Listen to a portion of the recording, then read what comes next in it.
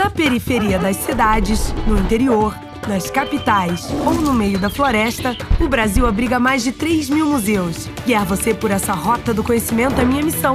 Para quem não sabe, eu sou uma curiosa câmera de TV. Pé na estrada! Hoje, vamos conhecer a primeira parte do Circuito Cultural Praça da Liberdade, que fica em Minas Gerais, na cidade de Belo Horizonte, centro. Belo Horizonte, capital de Minas, foi uma das primeiras cidades planejadas do Brasil. E em seu planejamento, bem no centro do mapa, foi projetado um imponente espaço público, a Praça da Liberdade. Chafariz, coreto, uma alameda de palmeiras imperiais. Durante mais de um século, o poder mineiro esteve instalado ao redor da praça. Mas um dia, tudo mudou. Agora a Praça é da Cultura. Os antigos prédios públicos foram transformados em espaços interativos que buscam espelhar a diversidade. Bem-vindos ao Circuito Cultural Praça da Liberdade, um dos mais importantes circuitos culturais do Brasil.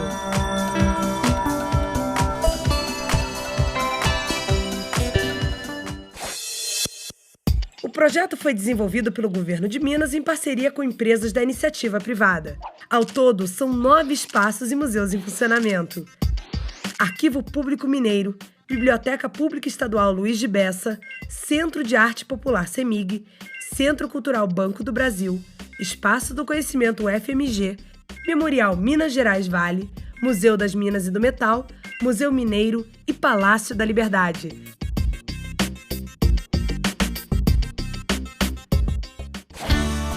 Vamos começar pelo coração da praça, o Palácio da Liberdade, marco fundador da cidade. Seu nome está ligado a um dos princípios da Revolução Francesa: liberdade. Este é o nosso palácio, o Palácio da Liberdade, construído ao final do século XIX para comemorar e marcar a entrada do pensamento republicano no Brasil como um todo. Belo Horizonte foi construída sob esse viés. O palácio é o locus do poder estadual a partir do final do século XIX. Ele guarda uma sacada específica, ele tem toda uma fachada e todo um interior significativo da questão do poder. Esse é o lugar onde o poder é exercido. E quando o governador entrar por essa porta principal e subir essa escada, a peça mais suntuosa do palácio, ele vai sendo envolvido pelas alegorias em relação ao poder. Até que ele chegue ao primeiro piso. Quando ele entrar na sala principal, ele está coroado pelo grande símbolo do poder ocidental, que é Apolo.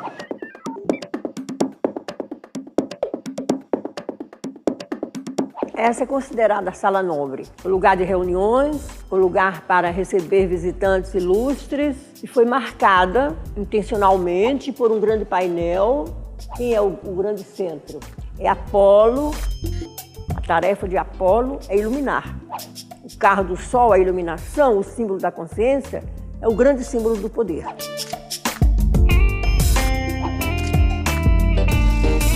Se vocês observarem com cuidado, por trás da decoração, essa sala é cheia de monstros. O poder é cheio de perigos. Veja, não é uma sala palaciana, é uma sala pequena, acolhedora, porque a República não se deseja extensa e monárquica. O Palácio da Liberdade foi construído em 1897 e é um dos cartões postais de Belo Horizonte. Mas mesmo com tanta beleza, depois de mais de 100 anos de história, é claro que também ganhou um ar fantasmagórico, se é que podemos dizer assim. A história mais famosa que nós temos aqui no Palácio da Liberdade é em relação à lenda da Maria Papuda. Quem foi essa mulher? Maria Papuda era uma habitante do antigo Curral del Rei e ela tinha um pequeno casebre, uma casinha que ficava aqui na região do Palácio da Liberdade, quando ainda não era um palácio. E essa senhora, assim como os demais moradores do Curral del Rei, foi expulsa de sua casa. E ainda para piorar a situação, a casa foi fotografada e escreveram na foto: Casa de uma Papuda. A indelicadeza maior ainda, né? Mulher com raiva, joga uma praga. E essa lenda, diz o seguinte, que todo governador ímpar, ou seja, o primeiro, terceiro, por aí vai, morreria durante o mandato, enquanto os governadores de número par, segundos, quartos, por aí vai, teriam um péssimo governo, ou seja, ninguém escapa, ou morre ou governa mal. É claro que é uma lenda, né? Então não é nada oficial, mas coincidência ou não, 3 governadores, na verdade, morreram durante o mandato. E um deles morreu aqui dentro do Palácio da Liberdade, Olegário Maciel. Em relação a essa lenda da Papuda, o próprio Juscelino Kubitschek dizem que era muito supersticioso e, com medo da Papuda, mandou construir o Palácio das Mangabeiras, que seria agora a residência oficial do governador. Agora chega de história de fantasma, estamos aqui no Salão do Banquete. Nós podemos observar essa mesa enorme, que foi palco de banquetes, reuniões de governadores e funcionários. E essa mesa, ela não está em seu tamanho total. Ela tem um sistema ajustável e chega a 10 metros, ficando quase de uma ponta à outra dessa sala. Nós temos essas pinturas que foram feitas por um artista alemão chamado Friedrich Steckel.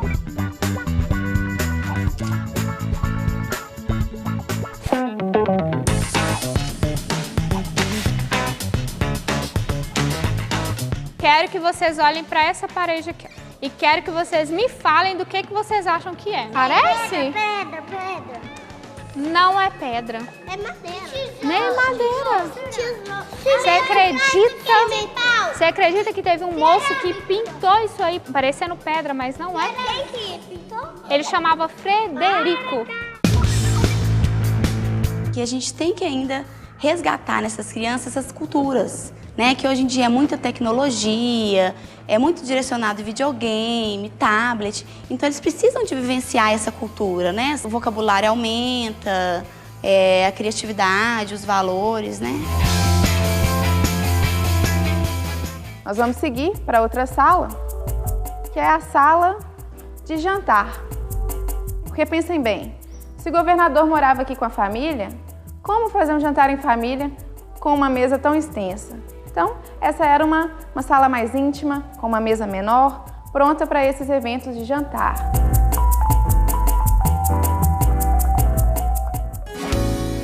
Chegamos aqui agora no quarto do governador.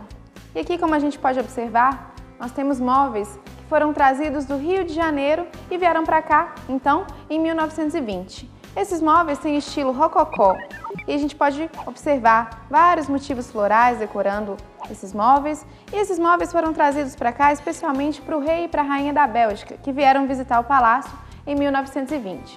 O governador na época, o Arthur Bernardes, se retirou do palácio para dar maior liberdade para esses dois, se hospedou na casa da rua ao lado, o Palacete Dantas. O Palácio da Liberdade é muito maior e está cheio de história para vocês, mas precisamos conhecer mais um museu do circuito. Próxima parada, Museu das Minas e do Metal, que abriga um importante acervo de 2 das principais atividades econômicas de Minas Gerais. Bem-vindos ao Museu das Minas e do Metal. Ele conta a história da mineração e da metalurgia para você em perspectiva histórica. Personagens lúdicos e fictícios vão apresentar para vocês essa história que está distribuída em 44 atrações e 18 salas, numa área de quase 6.000 metros quadrados. Pode entrar, venham, não tenham medo. Cabe mais alguém aqui. Mais um. Pronto. Sim, pode vir a senhora também. O Prédio Rosa é um prédio que foi inaugurado junto com a cidade de Belo Horizonte em 12 de dezembro de 1897 e é de grande valor emblemático e arquitetônico para a cidade de Belo Horizonte. Essa escada, assim como todo o prédio, ela acaba sendo uma atração do museu. A arquitetura é uma atração à parte, porque ela é muito rica e como esse edifício é um dos primeiros da capital, ele abrigava inicialmente a Secretaria de Interior, logo depois ele veio a se tornar a Secretaria da Saúde e da Educação e hoje, atualmente, ele abriga um museu. A proposta do museu é transformar esses conteúdos, muitas vezes distantes do cotidiano dos visitantes, em conteúdos agradáveis e próximos. Como acontece nessa primeira sala, Matéria-Prima, que simula a teoria mais aceita sobre a origem do universo, o Big Bang. Então aqui a gente tem Somos Feitos de Estrelas e Matéria-Prima, por quê? A ciência, ao longo de muitos anos, vem tentando investigar a origem de todos nós. por que existe, né, o nosso planeta, do que é formado o nosso planeta. Muitas teorias são formuladas a esse respeito. Uma delas é essa que eu falei para vocês do Big Bang, que era um pequeno ponto luminoso que num determinado momento explodiu e deu origem a todas as coisas. Quando um pontinho denso e sem dimensão explodiu. Em alguns segundos, aquele pontinho deu vida a todo o universo. Depois daquela explosão titânica, o universo nunca mais parou de se expandir. Pessoal, agora vocês vão visitar uma mina subterrânea. Nessa mina subterrânea aqui, gente, eles retiravam ouro. Essa mina aqui, ó, chama Mina do Morro Velho, fica lá em Nova Lima. Essa mina já foi fechada e hoje vocês vão descer com Dom Pedro II para conhecer a mina. Toma cuidado, viu, gente, que eu não vou, mas daqui a pouco vocês vão voltar. Descendo. A história da mina se inicia em 1725, no ano de sua descoberta, bem no auge da mineração do Brasil. As coisas mudaram no século XIX. Eram anos de abundância e opulência para a coroa portuguesa, que prosperava graças às riquezas do Brasil.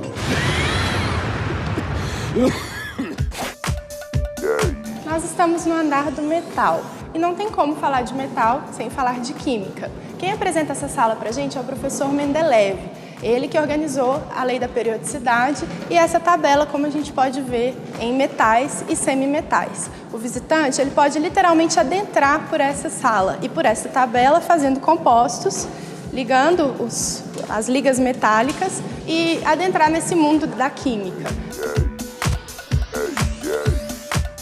A mesa dos átomos, ela apresenta pra gente a tabela periódica completa. Ao puxar o elemento, a gente consegue ver a apresentação da composição química dele e o que acende de azul aqui na mesa são os que fazem compostos com esse elemento, com o ferro no caso. Se eu jogar um oxigênio junto com o ferro, ele forma o óxido de ferro, que ele é usado como pigmento em cosméticos e tintas, por exemplo, quando a gente faz tatuagem. Por isso que quem tem a tatuagem, quando toma sol, ela esquenta, porque ela tem ferro na composição. Na sala do espelho mágico, o visitante pode se vestir com adornos, se tornando rei ou rainha. Os metais eles sempre foram usados como adornos ao redor do mundo. E aqui o visitante pode se posicionar num espelho mágico, por exemplo, usando a coroa de Dom Pedro I ou ainda um colar da Marquesa de Santos.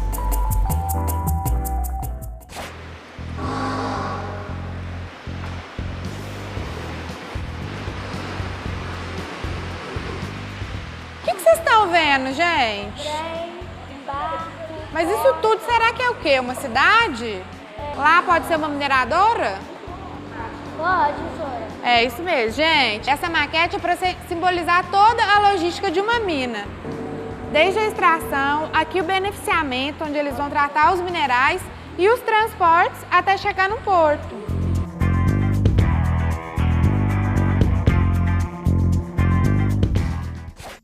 No Museu das Minas e do Metal, nós temos atrações interativas, né? E muitas delas, por exemplo, com personagens tanto reais quanto fictícios. Nós temos, por exemplo, aqui no ferro, o Barão de Eichberg, onde vai contar a história do ferro. E temos também o calcário, com a apresentação aí do Fernão Dias, que foi um bandeirantes, Fernão Dias Pais Lemes. Então ele vai contar um pouco dessa história também, da descoberta do calcário. Anos e anos de andanças em vez de pedras e ouro, apenas terra e rochas. E a rocha era calcário, um verdadeiro tesouro. Não sabem o que é calcário? Tudo bem, eu também não sabia. Aqui diz que o calcário é uma rocha sedimentar, formada em lugares onde antigamente existiam mares rasos ou lagoas. Além disso, nós temos personagens fictícios. Aí eu vou convidar vocês a me acompanharem e conhecer esses personagens. Então, nessa sala, nós conhecemos outras minas. E nela, por exemplo, temos a importante do zinco, né? E o zinco, nós temos um personagem fictício, que é o Zinc, que é um robô feito de zinco E nós temos aí a chapa também de zinco. Então ele vai contar também da importância do zinco na nossa vida e das descobertas a respeito dele. Olha aquele ali. Ele não tomou o zinco, ficou todo enferrujado. Pessoal, então, o museu é dividido em 2 andares. O andar de baixo que a gente passou vai falar mais sobre os minerais e esse andar que a gente está aqui vai falar mais sobre os metais. Vamos olhar aqui direito a língua fiada de longe aqui pra gente ver ela inteirinha. O que ela parece? Parece uma montanha? O que a gente tem muito aqui em Minas? Montanhas, né? E o que tem nas montanhas? Pedras preciosas, mais o quê? De metal. Vocês estão vendo? Vamos agachar todo mundo aqui pra gente olhar esses minerais aqui do chão. Será o que é isso, hein, gente? Vocês estão vendo? Todo mundo tá vendo um transparente aí? Será qual que é o nome dele? É o que mais tem, não é? Então ele deve ser comum, não deve? Hã? Se fosse diamante, será que ia ter esse tanto aqui? Gente, então esse mineral que vocês estão vendo aí, esse transparente, tem vários, né? Mas a maioria é desse transparente. O nome dele é quartzo. Vocês sabem para que a gente faz com ele? Vidro. Aí agora, os minerais que vocês vão ver na luneta são raros. Eu quero que vocês achem para mim o ouro e o diamante, gente. Nossa visita ao Museu das Minas e do Metal fica por aqui, mas vale muito vir conferir todas as atrações de perto.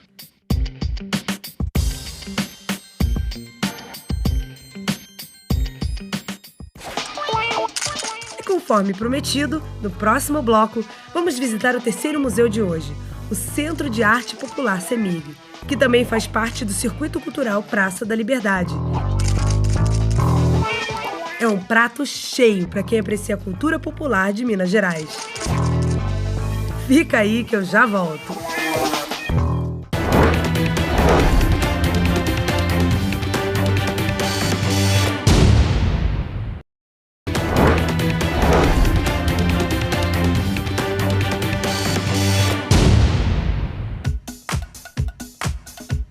Estamos de volta a Belo Horizonte, Minas Gerais, para continuar nossa visita ao Circuito Cultural Praça da Liberdade, que abriga 9 espaços e museus diversificados, um dos mais importantes circuitos culturais do país.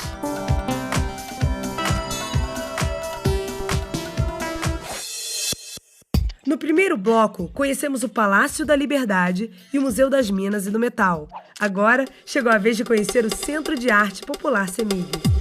Olá, bem-vindos ao Centro de Arte Popular CEMIG. Aqui é um espaço pertencente à Superintendência de Museus e Artes Visuais do Estado de Minas Gerais e é destinado a divulgar e a difundir a arte popular de Minas Gerais.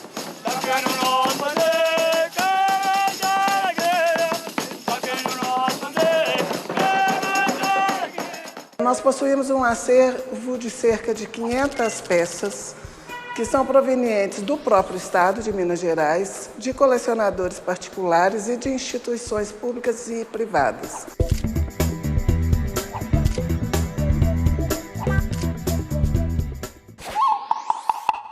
Vamos começar pela Sala das Artes Primárias, que tem um recorte que vai de 11 mil anos atrás até os dias de hoje. Eu queria que vocês vissem esse painel, que é uma das representações encontradas de grafismo da pré-história, que data mais ou menos de 11 mil anos atrás. Ela é toda geométrica e é diferenciada do que a gente vê habitualmente como arte rupestre. Ao mesmo tempo, a gente tem aqui esses seixos pintados, que é de uma artista do Vale do Jequitinhonha, chamada Maria Lira, que reproduz geometricamente alguns grafismos que são super comuns na arte rupestre. Passando para o século XIX, nós temos a cerâmica Saramenha. Essa cerâmica ela é muito interessante Porque, segundo Saint-Hilaire, um dos viajantes franceses que visitou Minas Gerais no século XVIII, ele considera como sendo uma das primeiras manufaturas existentes em Minas Gerais. Seguindo por essa sala, vocês vão ver aqui na frente essa belíssima coleção de jarros e pratos do Candeal, em que vocês vão ver também que o grafismo da arte rupestre continua presente nessa cerâmica. Aqui do lado, nós temos um grande ceramista conhecido do Vale do Jequitinhonha, que é o seu Ulisses, que faz essas peças que ele mesmo descreve, dizendo assim, que ele produz essas peças decorativas meio bicho e meio homem. Isso era muito comum de você ver nessas representatividades da arte rupestre, em várias regiões de Minas Gerais.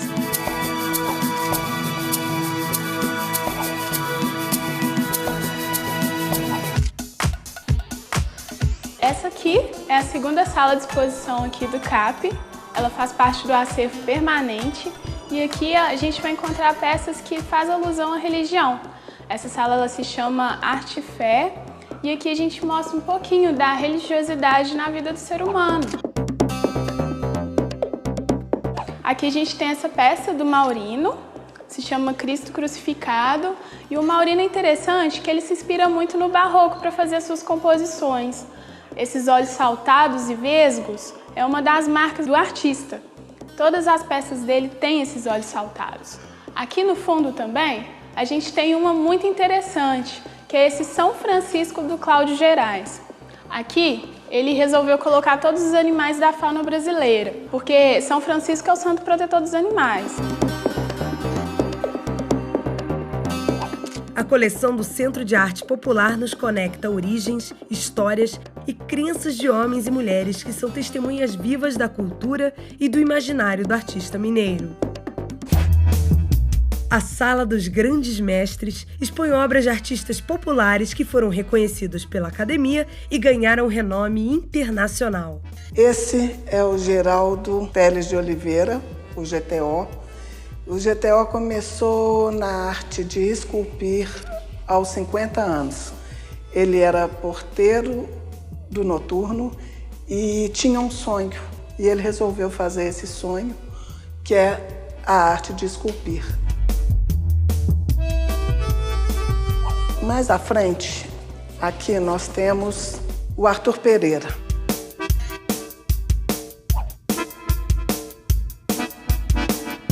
A Noemisa é uma ceramista do Vale do Jequitinhonha.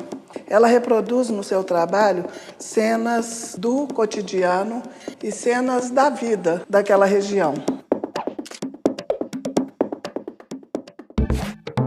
Essa é a Casa Mineira. Aqui, a arte de habitar. A gente começa por aqui, por esse teto, que é uma trama de bambu muito utilizado em Sabará, onde o teto vira um objeto de arte. Objetos comuns, como colchas, ganham uma poesia com o Grupo Mariquinhas aqui de Belo Horizonte. Aqui elas se reúnem e bordam a vida de uma maneira muito artística.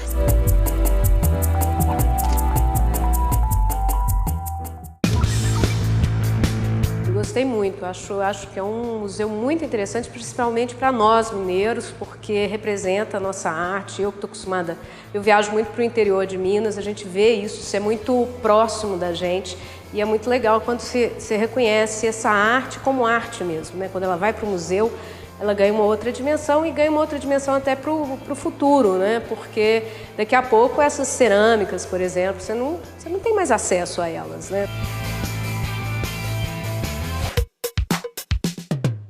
E assim, terminamos a nossa primeira etapa do Circuito Cultural Praça da Liberdade, o roteiro de 9 espaços culturais e museus que fica no coração de Belo Horizonte.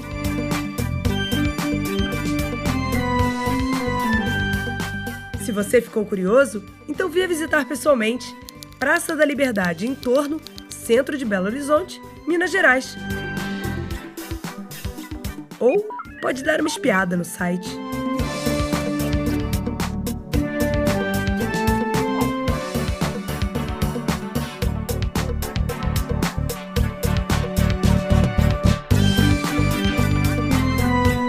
Até o próximo museu, pessoal!